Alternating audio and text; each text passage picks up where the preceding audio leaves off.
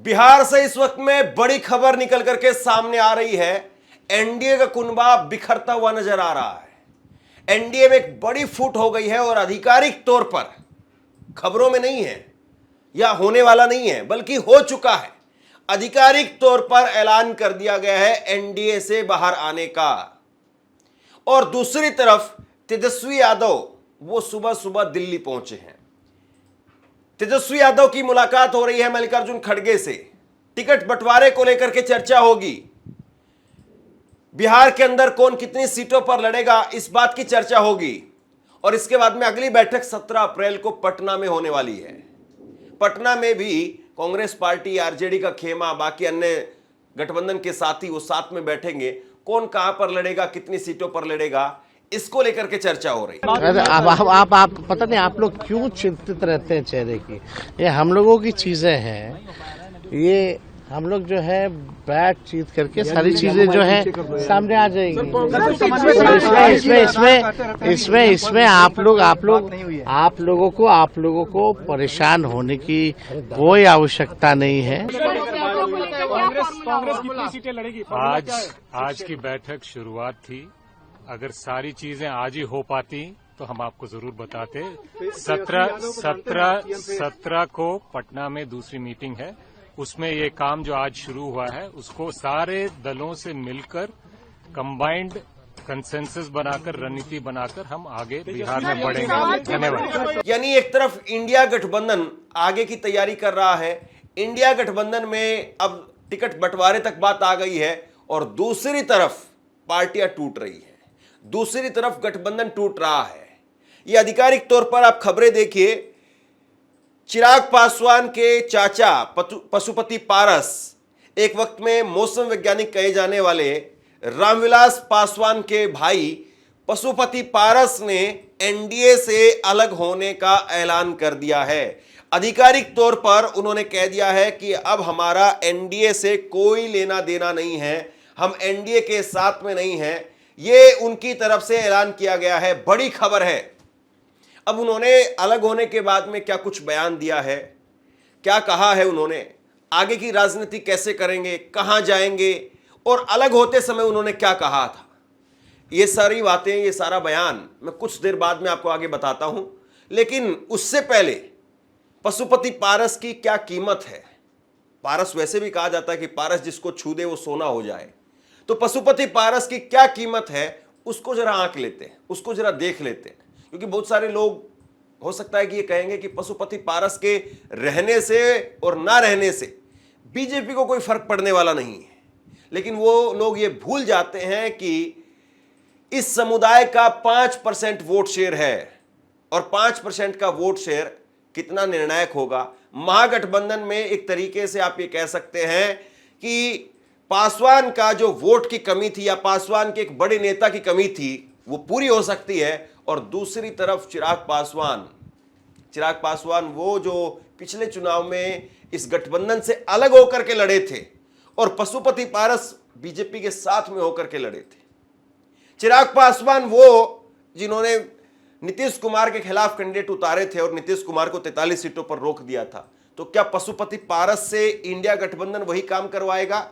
India गठबंधन पशुपति पारस को बाहर रख करके अंदर से ताकत देगा या अंदर लेकर के ताकत लेगा? यह भी समझने वाली बात है। बीजेपी कंट्रोल करने का काम करती रही। कभी चाचा के जरिए भतीजे को कंट्रोल किया गया, कभी भतीजे के जरिए चाचा को कंट्रोल किया गया। लेकिन हर बार कंट्रोल आपका नहीं होता है और कंट्रोल स्टीयरिंग बहुत बार ऐसा होता है कि दूसरे के हाथ में भी चला जाता है।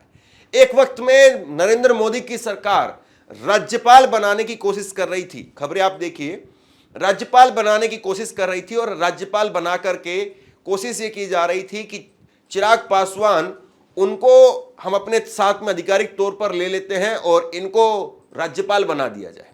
लेकिन बात ऐसी बन नहीं पाई और ये राज्यपाल जो है वो नहीं बनाए गए, या हो सकता है कि इन्होंने खुद से अपनी सहमति नहीं दी हो।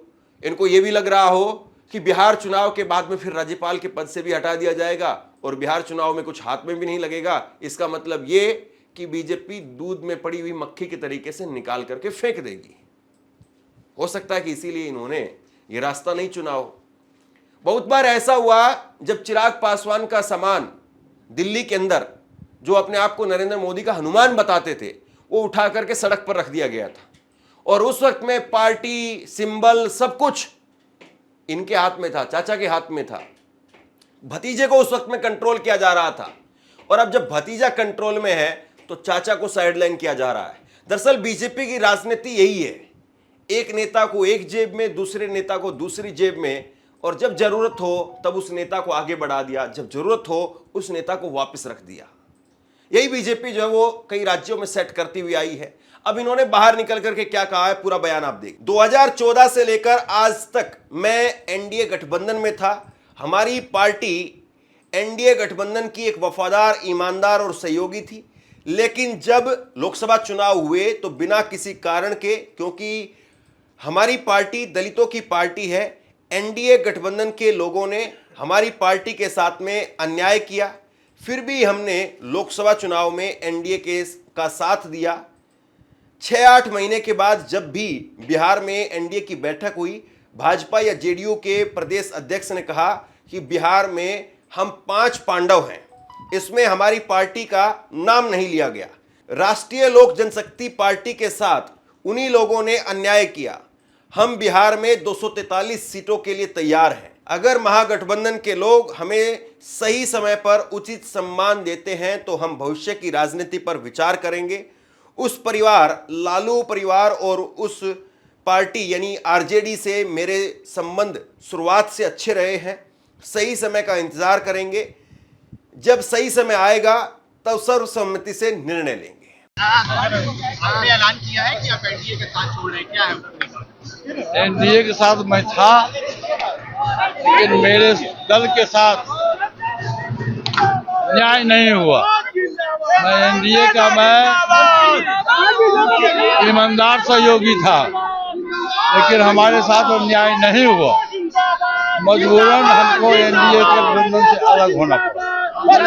हाँ। अब देखिए, समझने वाली बात यही है कि क्या इंडिया गठबंधन, लालू यादव, वो इनको सीधा एंट्री करवाएंगे, या जो पिछली बार चिराग पासवान ने काम किया था, बीजेपी के लिए काम किया था, और चिराग पासवान ने दलितों का वोट, पासवान जाति समुदाय का वोट, वो खास तौर पर अपने साथ में लिया, नीतीश कुमार का नुकसान किया, क्या उसी तरीके का खेला होगा? समझने वाली बात है। हालांकि अभी ये तस्वीरें आप देखिए, अभी जब इफ्तार पार्टी हुई तो इफ्तार पार्टी में इनको लालू यादव के बगल में सोफा लगाया गया, बड़ा सोफा लगाया गया, अकेले सोफे पर इनको बैठाया गया। तो राजनीति बिल्कुल साफ तौर पर दिखाई दे रही है कि लालू यादव इनको पूरी तरह से अपने साथ में लेने का मन बना चुके हैं, अपने साथ में बैठाया है। ये तस्वीरें भी आप देखिए, तेजस्वी यादव उनसे हाथ मिला रहे हैं। बाकी पशुपति परिवार के लोगों ने भी राबड़ी देवी के साथ में हाथ मिलाया, उनसे बातचीत की।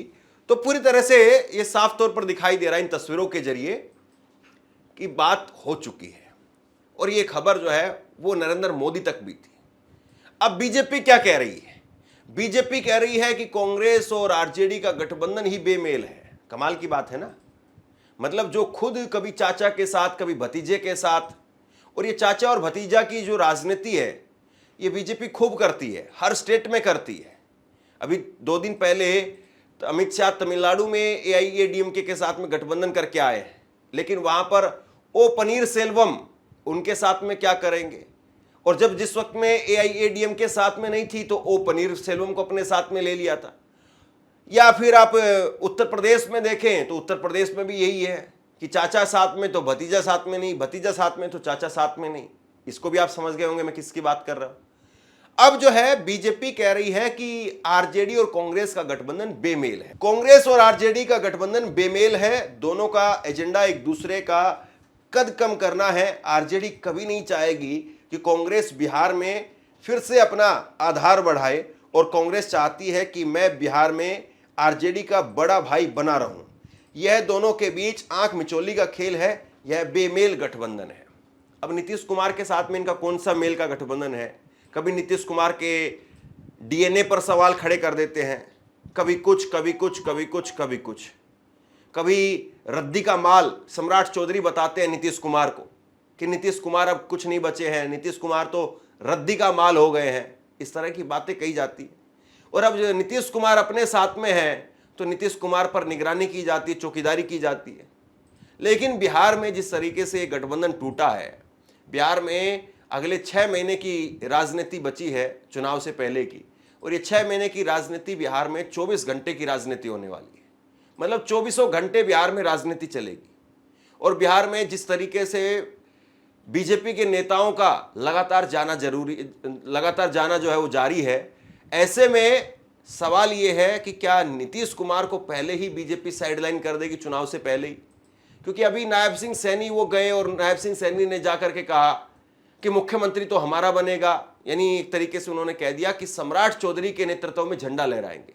डायरेक्टली नहीं कहा लेकिन इनडायरेक्टली बहुत कुछ कह दिया, और भाजपा के मुख्यमंत्री के तौर पर वो यहां पर बोल रहे थे। तो ये सारी चीजें बिहार में इस वक्त में चल रही हैं। दूसरी बड़ी बात यह है कि पशुपति पारस अगर वो महागठबंधन में चले जाते हैं तो क्या वाकई 5% वोट शेयर सीधा उनके साथ में जाएगा, या वो चिराग पासवान के साथ में शिफ्ट रहेगा?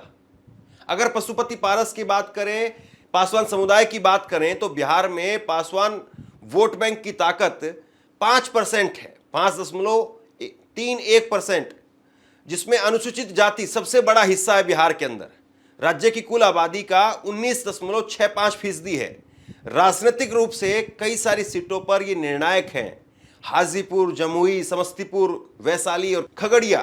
तो ये बड़ा सवाल है कि क्या ये सारा वोट वो चिराग पासवान अपने साथ में खींच ले जाएंगे और पशुपति पारस वो राजनीति में एक चले हुए कारतूस के तौर पर साबित होंगे?